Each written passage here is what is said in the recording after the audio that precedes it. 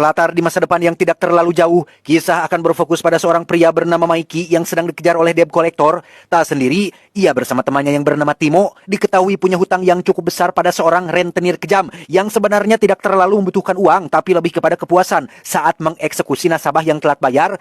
Untungnya si rentenir memberikan tenggat waktu untuk mereka bisa melunasi hutangnya sehingga Mikey dan Timo punya kesempatan untuk melarikan diri sejauh mungkin. Anyone who misses the deadline, we chase them to the ends of the earth. Kebetulan saat itu sedang ramai pemberitaan terkait seorang visioner kaya raya bernama Kenneth Marshall yang membuka lowongan bagi siapa saja yang ingin ikut bergabung dalam misi perjalanan luar angkasa menuju ke planet baru menggantikan planet bumi yang dianggap sudah tidak layak huni. Melihat kesempatan untuk lari dari hutang, Mikey dan Timo pun langsung ikut mendaftar untuk menghindari kejaran si rentenir kejam. Karena Timo punya keahlian dalam bidang mesin, ia pun mendaftar sebagai teknisi dalam misi ini. Sementara untuk Mikey yang tidak punya bakat apa-apa, ia dengan polosnya mendaftar sebagai expendable alias korbanan tanpa tahu tugas seperti apa yang harus ia jalankan. You read through the whole application? Yeah. I didn't have too much of a choice.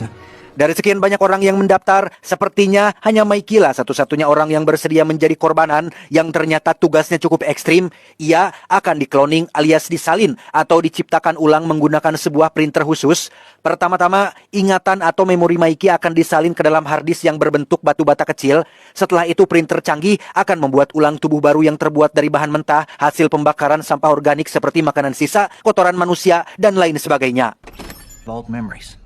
I asked to sit in the... Setelah ingatan Mikey selesai disalin, ia pun langsung ditembak mati untuk melenyapkan tubuh aslinya. Kemudian selama 4 tahun perjalanan menuju ke planet baru, Mikey terus dicetak ulang sebagai orang yang dikorbankan alias expendable dalam serangkaian prosedur percobaan seperti diantaranya menjadi sukarelawan yang harus memperbaiki pesawat dan pasrah terkena radiasi kosmik, menjadi sukarelawan dalam tes uji coba gas berbahaya, pengujian udara beracun di planet asing, dan menjadi sukarelawan dalam uji coba vaksin agar manusia bisa bernapas dengan aman di planet baru. Selama 4 tahun itulah Mikey terus mati, hidup, dicetak ulang, mati lagi, dicetak ulang kembali. Mulai dari Mikey pertama, Mikey kedua, ketiga, keempat, dan seterusnya. Nyawa Mikey seolah tidak berharga sama sekali karena para ilmuwan hanya tinggal mencetaknya kembali. Perlu diingat bahwa memori asli Mikey tersimpan dengan aman di dalam harddisk berbentuk batu bata kecil tadi. Setiap kloningan atau salinan memang bukan lagi Mikey asli atau jiwa aslinya, tapi Mikey masih tetap orang yang sama dengan ingatan yang sama, bahkan bisa mengingat setiap kematian yang dialaminya. 4 tahun menjalani pekerjaan berat ini, Mikey setidaknya bisa menikmati setiap detik dalam hidupnya ketika ia menemukan pasangan yang baik dan perhatian bernama NASA, seorang staf keamanan yang tetap setia menemani Mikey dalam setiap detik-detik momen kematiannya. So we started investing.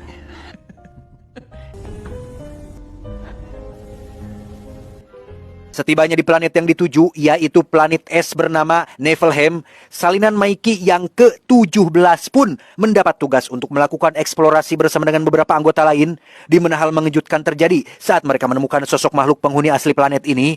Kaget, salah satu anggota menembakkan senjatanya ke atap goa yang justru malah membuatnya tewas akibat tak sengaja tertimpa reruntuhan. Sekembalinya ke pesawat, Marshall yang mengetahui salah satu anggota terbaiknya mati pun langsung marah besar. Menurutnya yang harus mati itu adalah Mikey yang jelas-jelas bisa dicetak ulang. Sehingga sebagai hukuman atas Mikey yang tidak menjalankan tugasnya dengan benar, ia pun harus melakukan eksplorasi selama 1 minggu penuh tanpa ditemani oleh siapapun.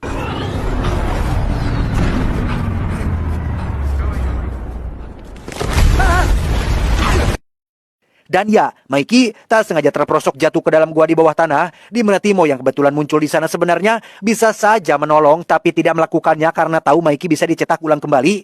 Tak lama muncullah makhluk yang dinamakan dengan Creeper menyeret Mikey ke dalam sarangnya. Alih-alih akan mati sebagai Mikey yang ke-17, para Creeper justru malah membantu Mikey naik ke permukaan tanpa ada niatan untuk menyakiti sedikit pun.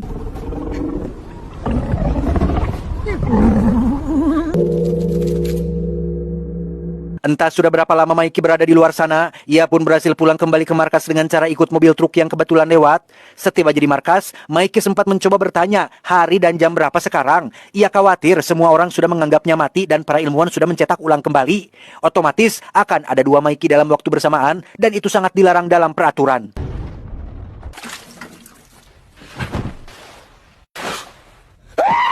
Dan ya, apa yang ditakutkan pun terjadi.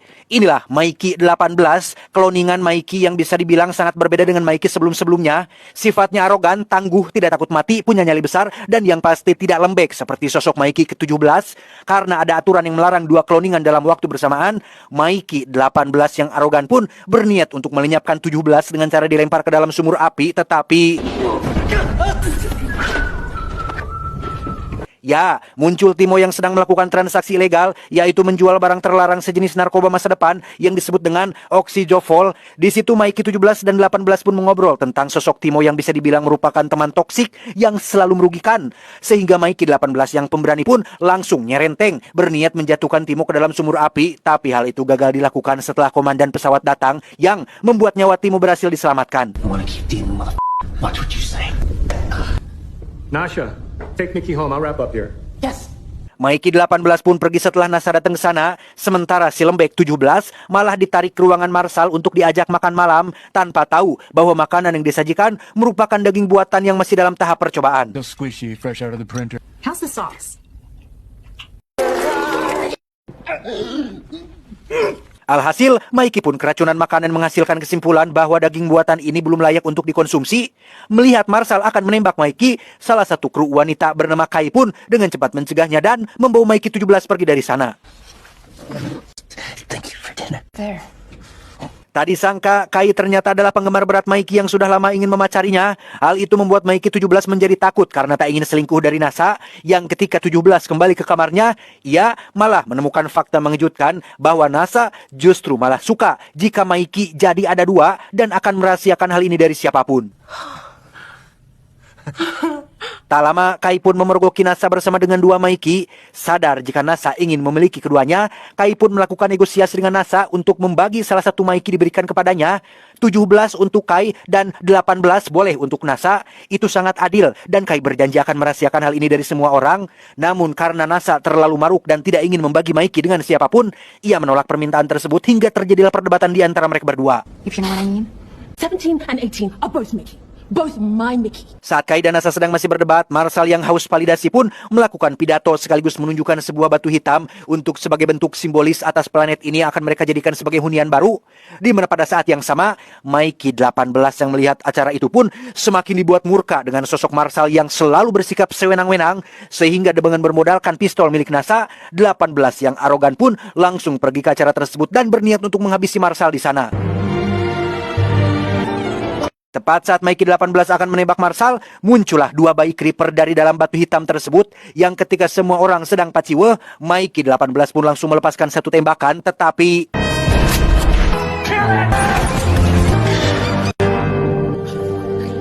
Selain berhasil menghabisi satu bayi creeper, Marshall juga berhasil menangkap Mikey 17 dan 18 termasuk Nasa yang juga dianggap terlibat. Saat mereka sedang dikurung itulah, muncul Timo yang dikira akan membantu, ternyata malah membawa kabar buruk mengenai si bos rentenir yang mengancam akan mengejar Timo dan Mikey kemanapun mereka pergi. Si bos rentenir memberitahu, ternyata ia punya orang dalam di pesawat ini yang bisa ia perintahkan untuk membunuh Timo dan Mikey kapan saja, yang jika ingin hutang mereka lunas dan bisa hidup tenang, si bos rentenir yang haus dengan kekejaman pun meminta salah satu dari mereka berdua untuk mati, dan momen kematiannya harus direkam sebagai barang bukti. Karena Mikey bisa dicetak ulang, Timo pun memohon agar Mikey 17 yang lembek inilah yang harus mengorbankan dirinya demi nyawa sahabatnya sendiri. Meski sudah memohon sambil mewek, Timo sebenarnya adalah sahabat toksik yang sangat licik, egois, dan seringkali merugikan sahabatnya sendiri. Contohnya, hutang mereka kepada rentenir sebenarnya bukan untuk modal usaha bersama, melainkan sebagian besarnya dipakai oleh Timo untuk berfoya-foya. Saat 17 akan dieksekusi itulah, Mikey 18 tiba-tiba nyeletuk terkait dirinya yang bersedia menggantikan 17. Menurutnya, Mikey 17 itu terlalu lembek dan lemah dan pastinya akan cepat mati. Berbeda dengan 18 yang kuat, tangguh, dan pemberani, si bos rentenir yang suka dengan kekejaman tentunya akan lebih puas ketika menonton video kematiannya. Namun syaratnya, Mikey 18 meminta barang terlarang, yaitu oxyjofol. Anggaplah sebagai rokok terakhir sebelum dieksekusi. Dan ya, NASA dan 18 berhasil mengelabui dan menumbangkan Timo dengan mudah. Namun saat akan menghabisi Timo, NASA keburu dicegat oleh komandan yang akan membawa mereka bertiga ke hadapan si Marshall. Saat sedang berjalan menuju ke ruangan Marshall, terlihat di luar sudah ada ribuan creeper yang mengepung pesawat ini untuk menjemput saudara mereka, yaitu 2 bayi creeper yang tadi muncul dari dalam batu hitam tanpa tahu bahwa salah satu bayi creeper sudah mati dibunuh atas perintah Marshall. See, I have crucial information about the creepers. Tiba di ruangan, Marshall langsung menandai wajah Mikey 18 agar lebih mudah untuk dibedakan. Tidak akan langsung dieksekusi. 17 dan 18 masing-masing dipasangkan sebuah bom yang bisa diledakkan oleh pemicu yang ada di tangan si Marshall ini. Hear that? I have you by the balls. Don't even think of running off. Layaknya sebuah permainan, Marshall menyuruh 17 dan 18 keluar dari pesawat dan saling adu cepat memburu ekor creeper. Barang siapa yang bisa membawa ekor creeper lebih banyak, maka dialah pemenangnya dan berhak mendapat hadiah berupa pengampunan. Sebelum pergi, salah satu kru ilmuwan pun memberikan sebuah alat penerjemah untuk berkomunikasi dengan creeper.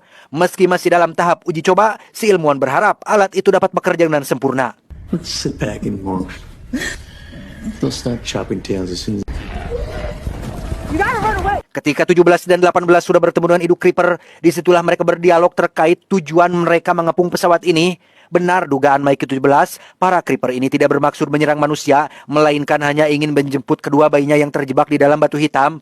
Sambil terbata-bata, Mikey 17 pun memberitahu bahwa salah satu bayinya sudah mati dibunuh oleh Marshall dan bayi yang satu lagi sedang digantung dan diancam akan dijatuhkan ke dalam sumur api.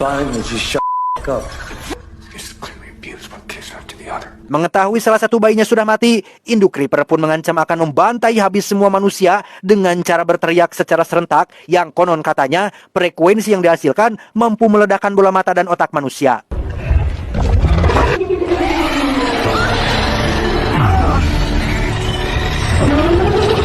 17 dan 18 pun kembali bernegosiasi untuk mencari jalan tengah, di mana induk creeper berkata bahwa satu-satunya jalan damai untuk masalah ini adalah dengan mereka mengorbankan satu nyawa manusia sebagai ganti atas salah satu bayinya yang sudah mati. One of yours died. Melihat 17 dan 18 malah ngobrol dengan induk creeper, NASA pun memberitahu Marshall dan istrinya agar segera mengembalikan bayi creeper kepada induknya. Namun karena Marshall adalah orang yang sombong dan ingin terlihat kuat di depan semua orang, ia malah keluar bersama dengan pasukannya untuk menyatakan genderang perang sebagai bentuk perlawanan umat manusia terhadap alien, yang padahal secara teknis umat manusia itulah aliennya karena sudah datang dan mengganggu penghuni asli dari planet ini.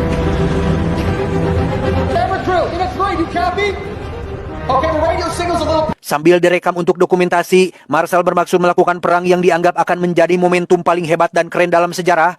Ia mengincar induk creeper yang akan ditembak menggunakan gas beracun. Namun para creeper yang merupakan makhluk cerdas pun segera melakukan formasi untuk melindungi induk mereka dari ancaman.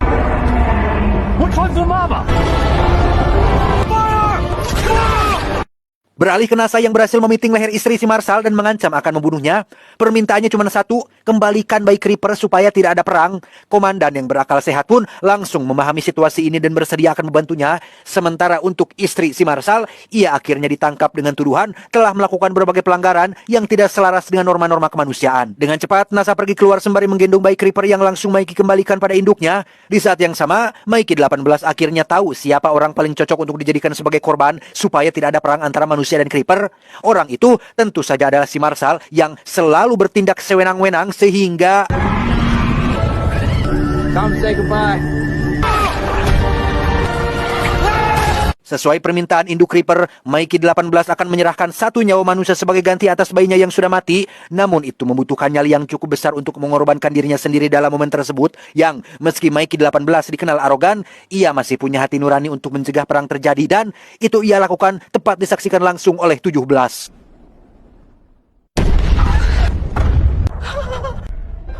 Enam bulan setelah peristiwa itu, NASA diangkat menjadi ketua komite yang akan memimpin generasi manusia pertama yang menghuni planet ini. Timo, ia sempat didatangi oleh orang suruhan si bos rentenir, tapi berhasil melawan dan membela diri. Sementara untuk Mikey, ia terlihat semakin dekat dengan para creeper, terutama induknya. Di situ Mikey cukup terkejut saat mengetahui sebuah fakta menarik tentang teriakan frekuensi tinggi yang katanya ternyata tidak benar-benar mampu meledakkan bola mata dan otak manusia, karena ternyata itu hanyalah gertakan saja untuk menakut-nakuti Mikey dan semua orang. Who said bluffing was only for humans? Terakhir, Mikey mendapat kesempatan untuk meledakkan printer canggih pengkloning manusia sebagai langkah awal memulai peradaban manusia di planet ini, sehingga setelah ini tidak akan ada lagi expendable alias korbanan, dan Mikey 17 akan menjadi Mikey terakhir yang hidup untuk kedepannya.